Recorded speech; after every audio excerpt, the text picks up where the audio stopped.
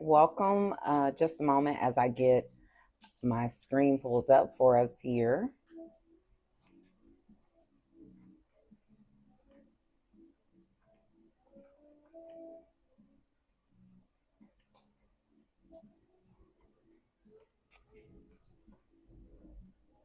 All right. And it'll just take a second to get fully pulled up for you to see my screen. And so, welcome. We are in a continued education training for compassion fatigue and the nervous system reset. And this is a 30-minute training geared toward healthcare providers and caregivers. And this is brought to you by Breathe with Realm. So again, this is a 30-minute presentation, a 30-minute training for healthcare providers and caregivers. And so if you work in the healthcare field, in mental health or recovery, or is a caregiver in any form, this video is for you. Compassion fatigue doesn't just happen because you don't care enough.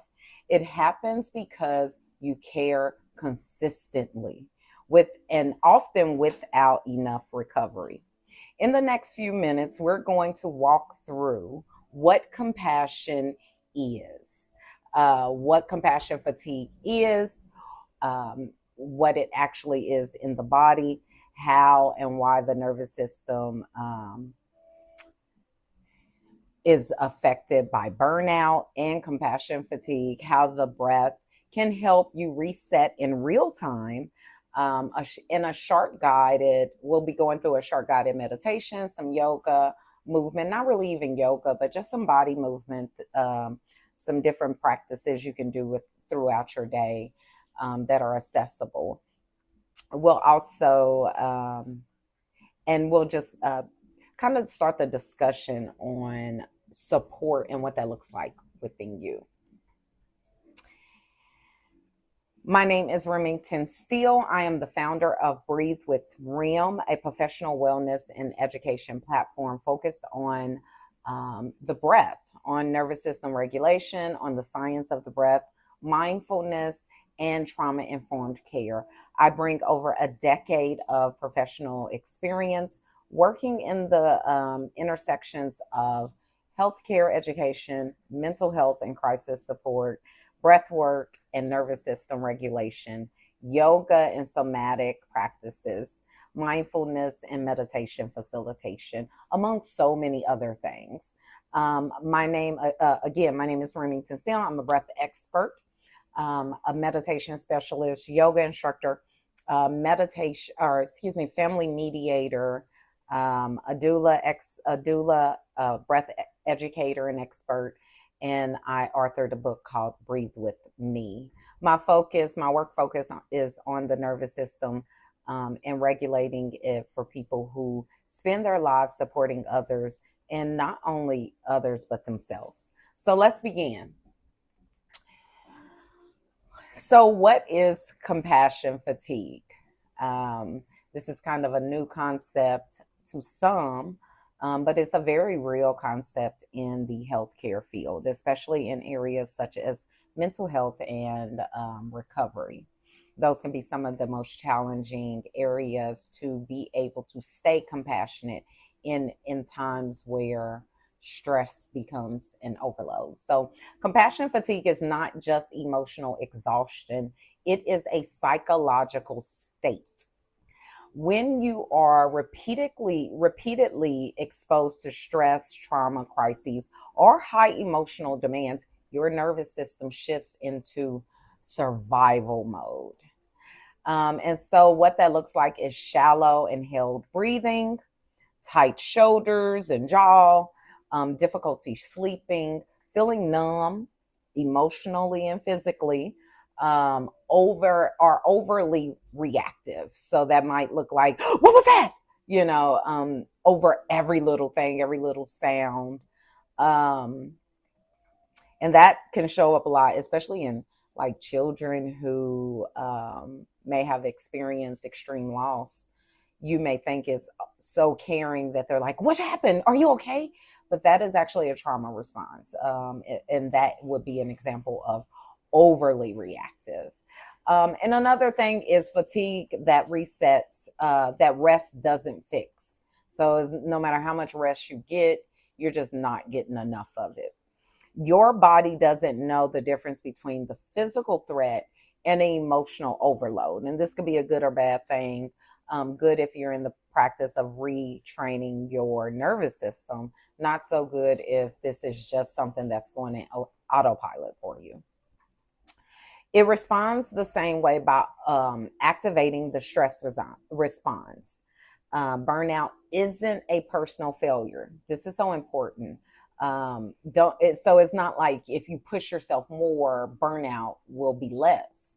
It actually will heighten. Uh, the nervous system. It's that the nervous system hasn't had enough time to get back to safety.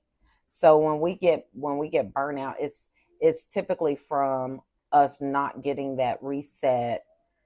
And burnout is a whole different subject, but compassion fatigue can lead to burnout, and so they become one and the same.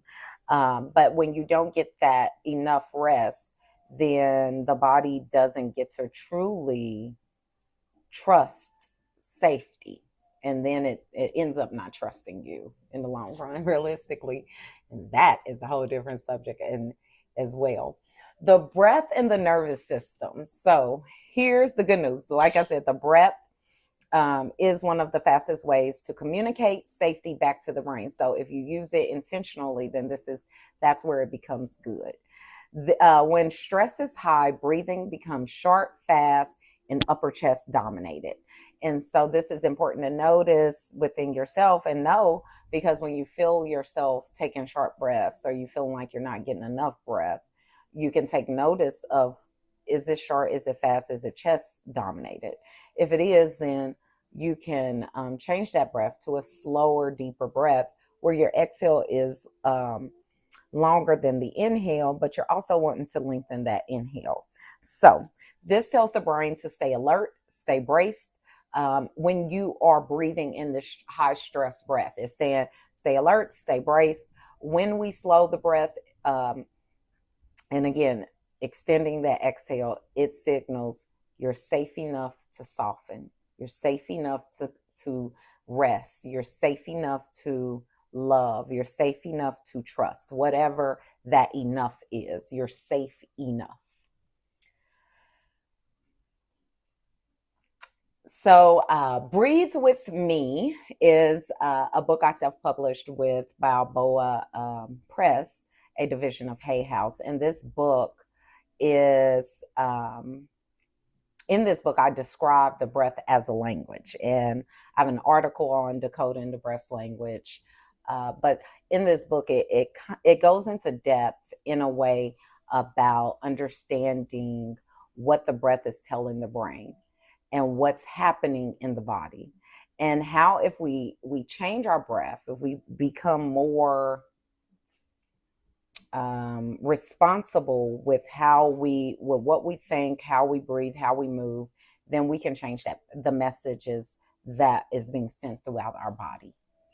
You don't need an hour. You just need awareness and repetition. That's it. A little bit goes a long way. Awareness. If you make a dedication or a commitment with yourself to stay aware of yourself, we tend to want people to like keep us on their mind, but we don't give ourselves enough time. That's a whole nother story in that. But bring awareness to yourself, and in that, you with that commitment, you will begin to develop the repetition of new habit of pausing. If nothing else, that changes a lot in the breath. And so that alone is great benefit and great medicine to the body and the mind. So why this training matters and the state of healthcare. So it matters because you matter. Healthcare workers, especially those, again, in mental health and substance recovery, are in some of the most challenging. Those are two of the most challenging fields in a way. And you are experiencing unpredictable levels of stress, burnout at probably a rapid pace, and compassion fatigue. And so this is why it matters. Research consistently shows that professionals who work in emotionally demanding roles face higher rates of psychological distress, physical illness, and early workforce exit compared to other professions, meaning high turnover rates. And so this is good to know as um, if you are in management or have a facility or of some sorts, it's good to know if you're starting to see high turnover rate that there could be a possibility of compassion fatigue and or burnout. And so again, with awareness, it is preventable. And this is true for in your body as a healthcare professional or on the end of like management or organizational leadership. And so compassion fatigue is not a failure of resistance or resilience, excuse me. It is um, predictable a predictable nervous system response to chronic exposure to trauma, to suffering, to emotional labor and distress, and a lot of times, and honestly, a lot of times to lack of recognition. And so that's something good to know if you, again, in management or in organizational leadership, that lack of recognition can also lead to compassion fatigue and burnout. And there's a book, it just came to me. I didn't add it in this. I didn't add it in here as a reading, but when I think about that, I think of the 5 appreciation languages in the workplace. And so it talks about, it kind of leads to how we end up in this burnout state of emotion when we don't feel appreciated. And so that's something also to keep in mind. So, key statistics about compassion fatigue and burnout. Burnout and turnover, like I said, that's a key thing. So, over 60% of mental health workers report symptoms of burnout. This is from different studies and things taken, and the references will be at the end of this presentation if you're interested in learning more. Also, substance use disorder.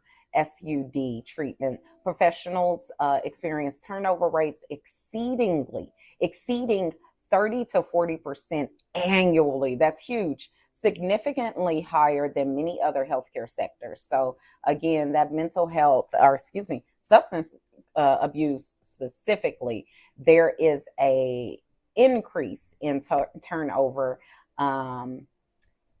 over the mental health. I mean, over just the mental health. And so you combine that mental health with the substance abuse, and you are at about a 90%, almost 100% turnover rate annually in some cases. And so that appreciation kind of comes in at handy. But also for you, the healthcare worker, that's good to know so that you can stay ahead of it and productive on ensuring that you do not fall in that burnout percentage. Burnout is a leading contributor to early exit from healthcare professions, particularly among behavioral health workers. So again, if you are in that mental health or substance abuse, you want to be aware of this and stay on it, because we don't just come into this field. We come into it because there's some kind of attachment, some kind of heart connection that we want to be able to provide to others. And so we got to keep that at mind and keep preserving that with self-care. So the next statistic is mental health and physical health impact. Healthcare workers experiencing burnout are twice as likely to report depression and anxiety. And so this is important to know, especially when we are caring for others. We tend to put our emotions and what is going on in our life on the back burner for others. And we can't do that, because if we do not have our own tank filled, if we do not pour into ourselves, we run out of the fuel to be able to pour into others. And so, being aware that we don't allow ourselves to just slip into that depression or anxiety state. There's a survey, or not a survey, but kind of a test, a burnout test. And I think I mentioned it later on, where you can go and you can take this, you can kind of take the quiz to see if you're falling in that, if you're unsure. Chronic occupational stress is associated with increased risk of cardiovascular disease, sleep disorder, immune dysfunction, substance misuse, and depression and suicidal ideation. And so this is some very very important stuff that we don't want to take lightly, So we want to be mindful of it so that we don't end up allowing it to lead into more dangerous territories. Another statistic is gender and race disparities. Women in healthcare report higher rates of emotional exhaustion than men, particularly in healthcare or caregiving and mental health roles. This is so important, because we as women, this is no jab to men, but we as women, we have that natural nurturing aspect kind of built inside of our DNA. And so we tend to give more of ourselves and automatically put ourselves on the back burner a lot faster and more automatic than men. And so we want to be aware. It's not a terrible thing. It's kind of natural. That's how it's the mother instinct, but we want to be aware of it. And when we're aware of it, we can say to ourselves, honestly, I'm putting too much of myself into this or that.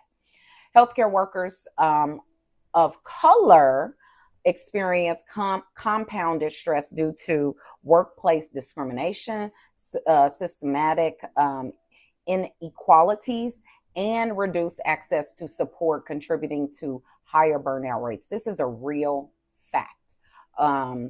Studies have shown this, and we can honestly just look at it. If we look at it with the honest heart, we can see that there is an additional stress on everyone of color, every Black worker in the working field, to prove themselves, to not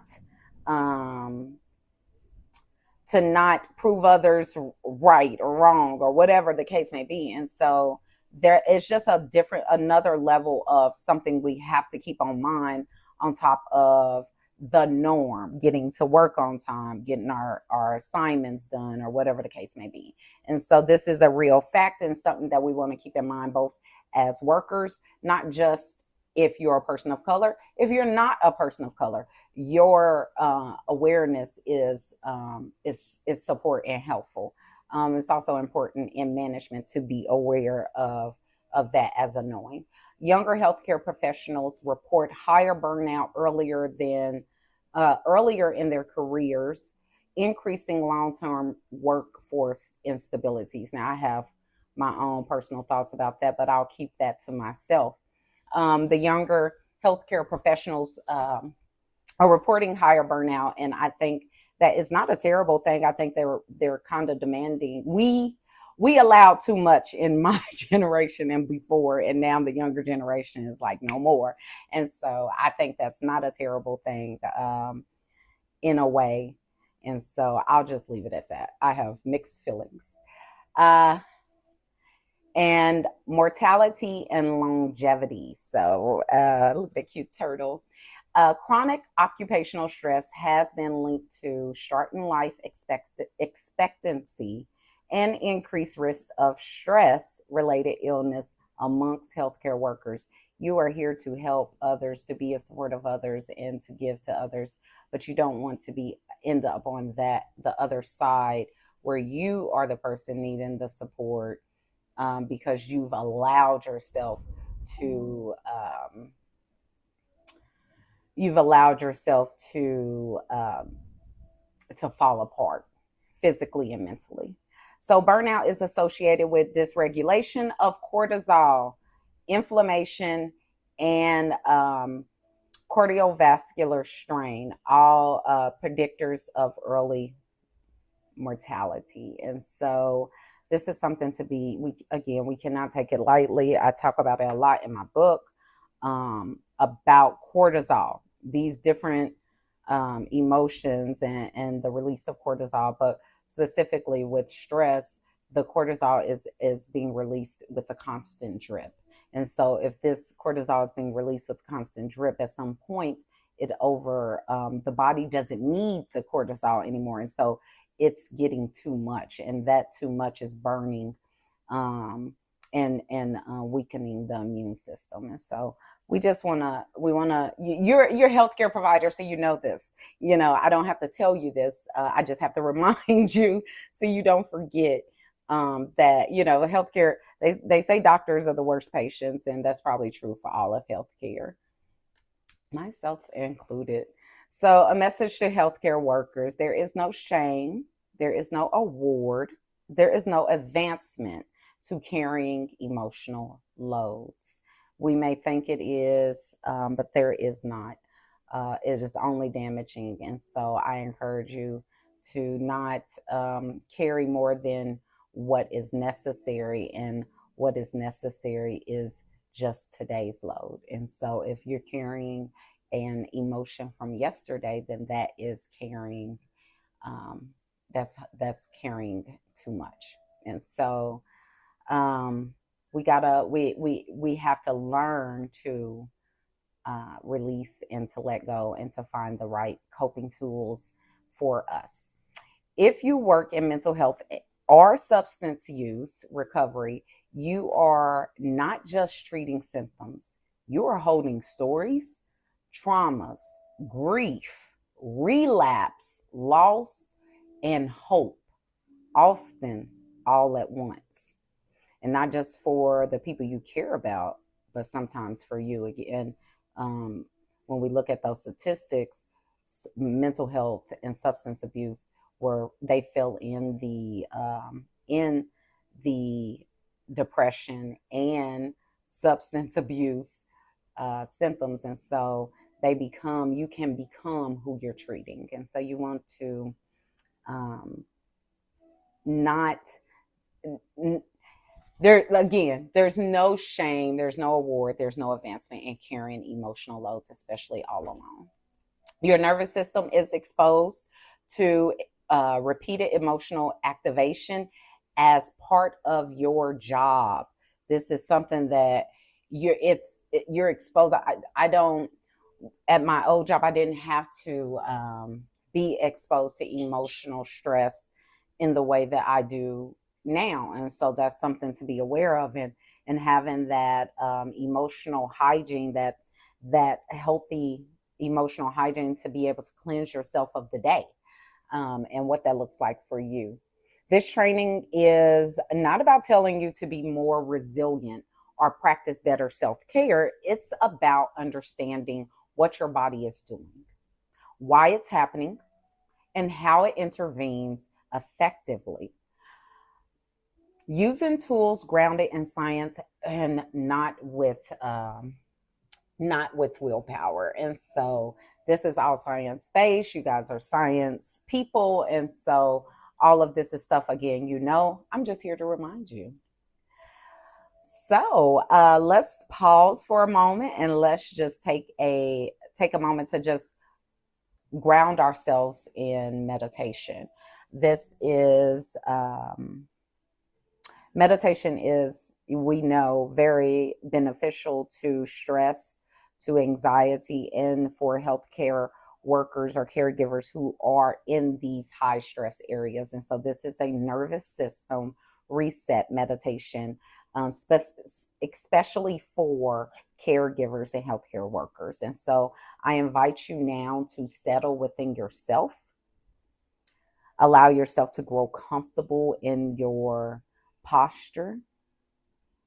We're all probably sitting at this time. And so I invite you to maybe slide to the edge of your chair. If you're sitting in a chair, allow your feet to touch the ground, allow the back to be fully erect and straight, and begin to just settle within yourself and within your breath.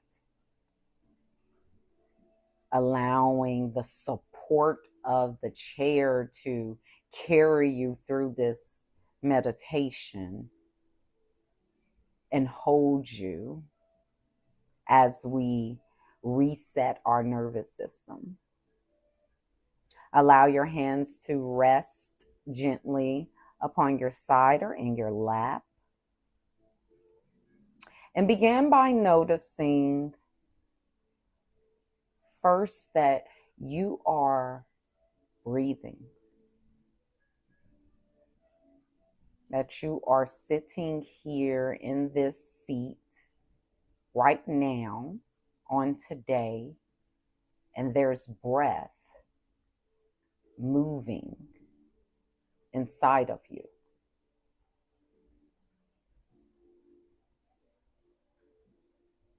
And there's no need to change the breath.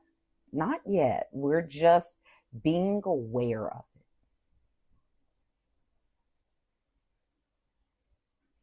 Now gently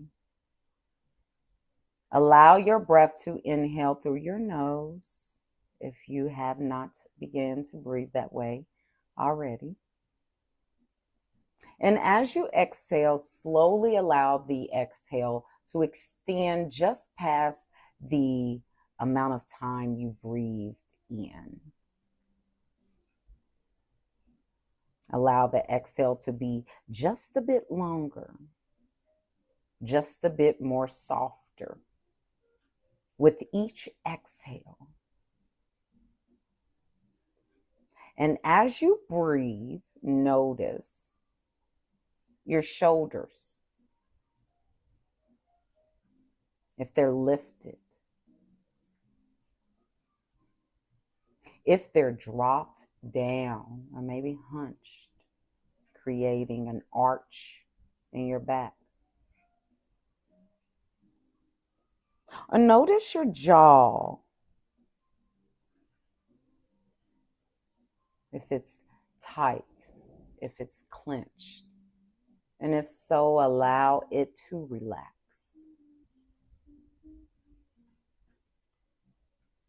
Softening the tongue, softening the gums.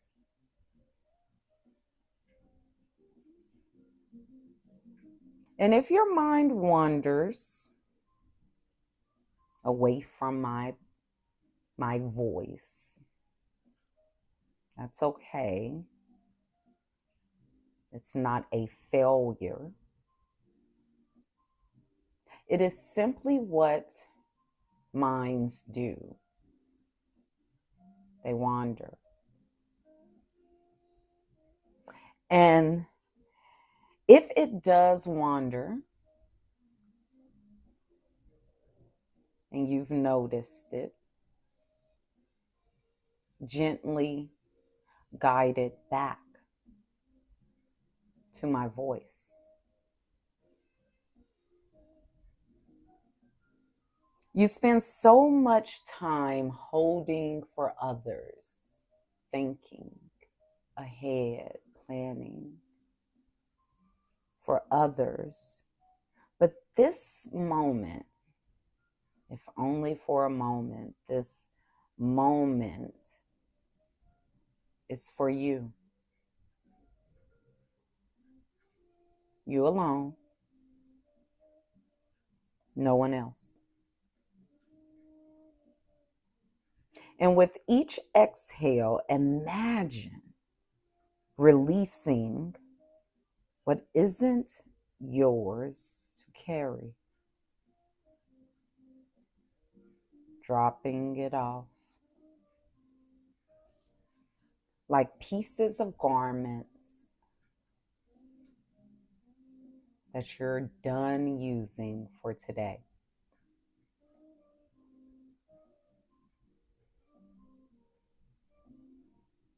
You can care without holding.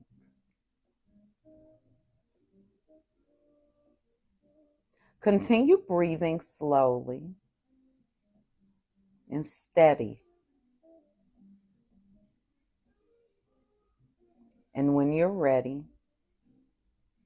begin to bring your awareness back to the room and back to this moment here with us,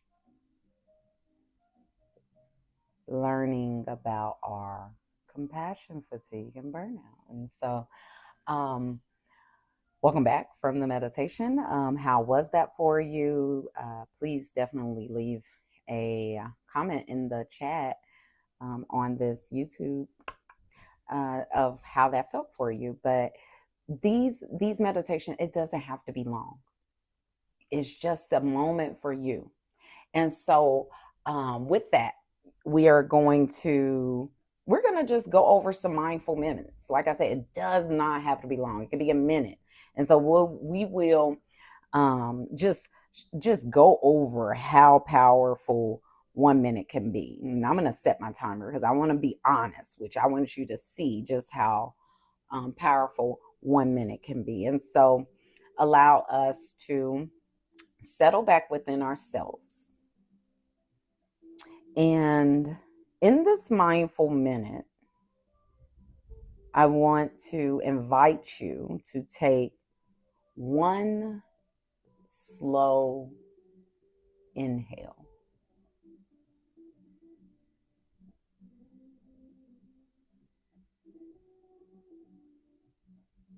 And when you're ready, one full exhale.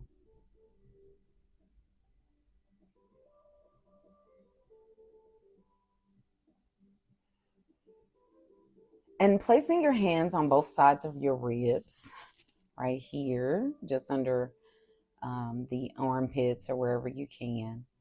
Just breathing in again, one full breath.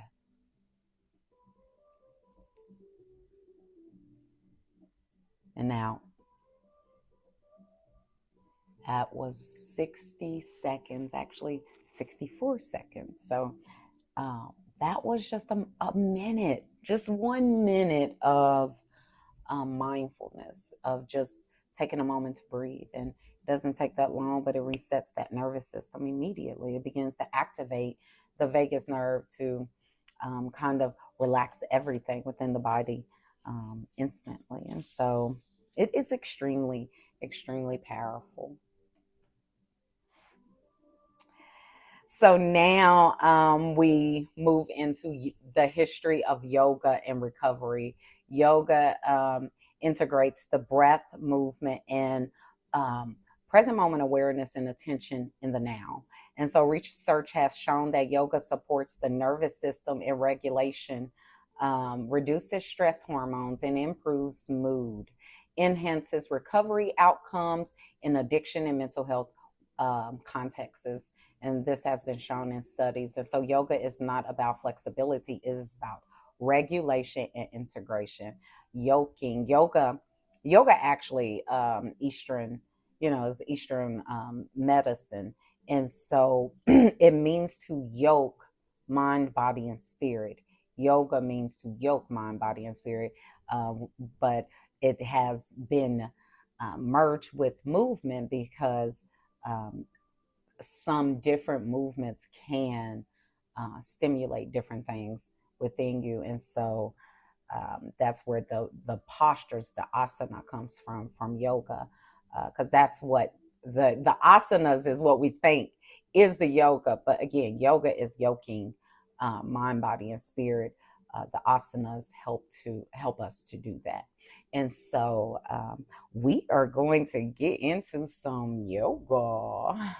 Not real yoga. Well, Again, when I say I'm saying real yoga is we're not going to be pulling out the mat. This is something where you can very well do any of these at work, and I encourage you to help just reset that nervous system, to relax the body and mind when you're going through these different things. And so we can begin, and this is you can stay seated.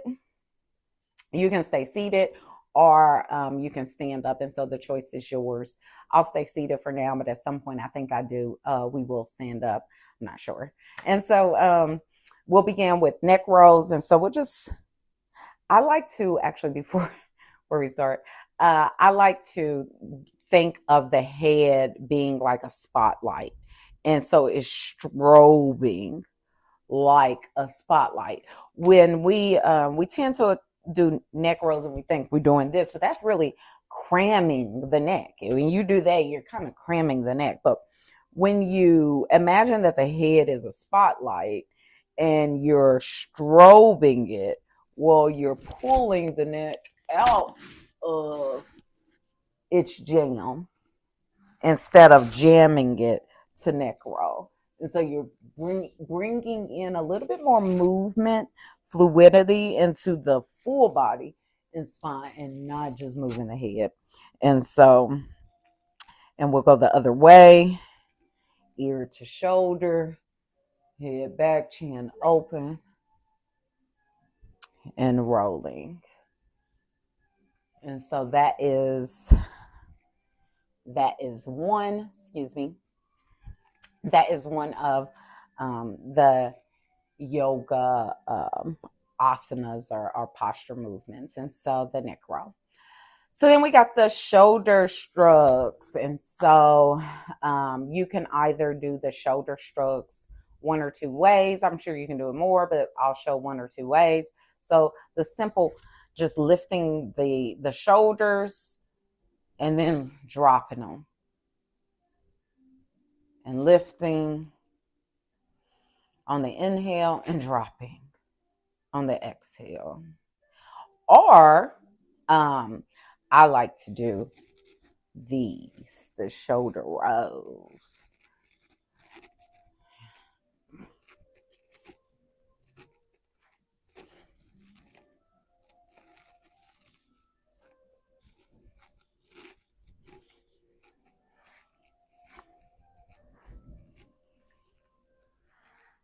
Okay, and then the seated spinal twist. So just again, you're at the edge of your chair, feet is on the ground. Take left hand, right hand, whichever one.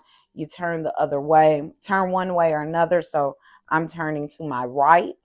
So I'm taking my left hand. I'm going to grab the arm of the chair with my left hand. With my right hand, I'm going to grab the back.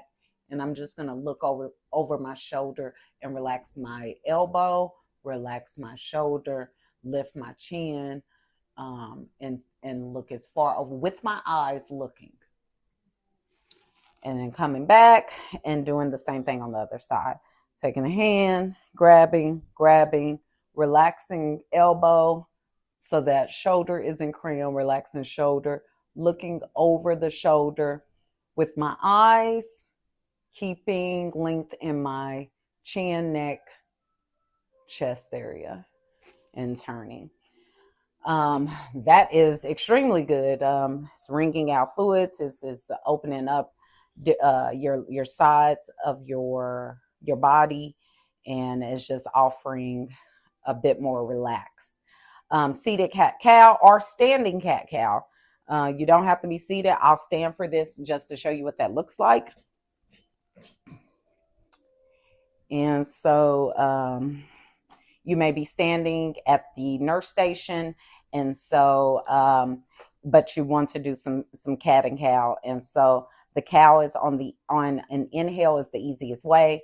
Inhale, lifting the chin, letting the chin guide you up, and allowing your knees not to be locked but bent. Not dumping into the lower back, bracing your hands right here at the top of your thighs, and allowing your shoulders to relax back. Cow. On cat, on your exhale, you go into cat and you begin to just fold yourself from the middle of your spine and allow your chin to touch your chest.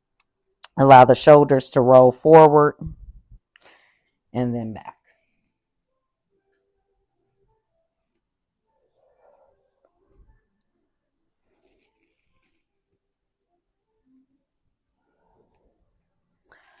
Okay, and then a forward fold. I love a good forward fold. The forward fold is so good because it actually it opens up and begins to massage the kidneys and the adrenal glands in the back. And so forward fold over, let me scoot back. I'm not sure. I want you to be able to see me. And so you, again, at the edge of your seat, feet flat on the ground, just keeping the hands on the legs and just letting the hands just touch and move all the way down to the floor, and even lifting the hands a little bit up off the ground just to fully extend the spine a little bit, and then rolling back up and touching with the hands still touching, and doing that a few times. And even sometimes if you just stay there, that could be a decompression. I feel so good to me. I'm grateful for just doing this as an example. So anyway, so then we got the chest opening stretch. I really, really like this, and this is good for if you're always at the computer, if you're a reader, if you're always on your phone, anything that brings you down like this. This chest opener. Simply, I like to remind my students that our arms, they stretch out. Okay, and so when we're opening our arms, it's not about stretching them behind us. Our arms don't go behind us. They don't naturally do that, but they naturally go out. And so if you energetically pull your arms out as wide as possible and allow the head to fall back, the full front body completely opens. And just breathe. Don't dump into your bag. Don't just dump and collapse. Allow yourself to have a bit of structure and resistance so that you can have some strength in your back. Activate your back is better terminology. Okay, and then wrist circles. This is really good. Again, y'all are doing this. I want to move fast so we can honor this 30 minutes or as close to it as possible. But some wrist circles is very helpful, especially if you've been on a computer, your phlebotomist, massage therapist, any of these things, definitely taking care of yourself. And so wrist circles, ankle rolls, love a good ankle roll. And so you will not probably be able to see my feet, so I'm not even going to try it, okay? And so, but what you want to do is you want to kind of point and really, like the headlights, really strobe the toes as though it's presenting a light as it's moving, and really pull the tension out of the ankle sockets. Side bends are good, and you do this seated in the chair. You're seated, feet flat. Drop one arm, just let it hang, and then just lean as though you're almost trying to touch the floor, and just open up that side body. Or you can even open up, lift the arm and let that go up and down, and then still have that side body. And so those are a few of the things. There's so many more, and if you're interested, I do have a longer course on compassion fatigue and burnout, where we do a few exercises actually. And I didn't mention the gentle movement and bounce. So, gentle movement and bounce. That is so, matter of fact, let's do it. I love it. Stand up, and we'll just,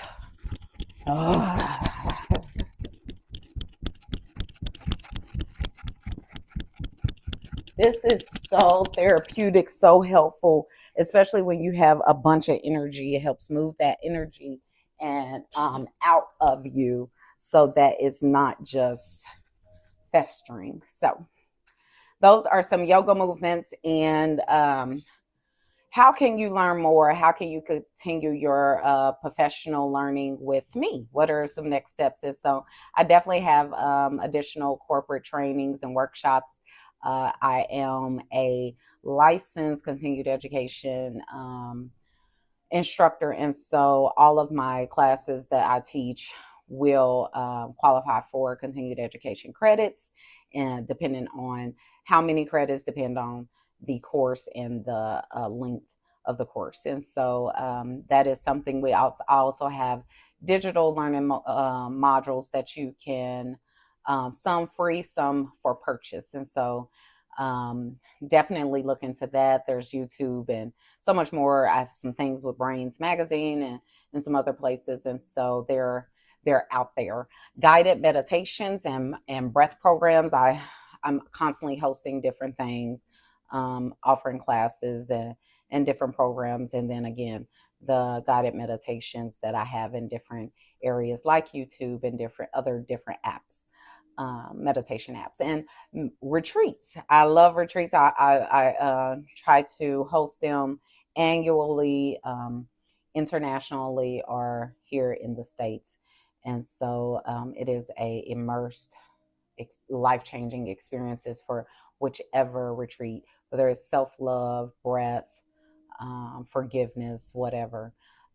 Also, there are podcasts. I just recently had a podcast. Well, it wouldn't be recently, depending on when you're watching this video, but there are podcasts out there where you can hear more about what I have to share.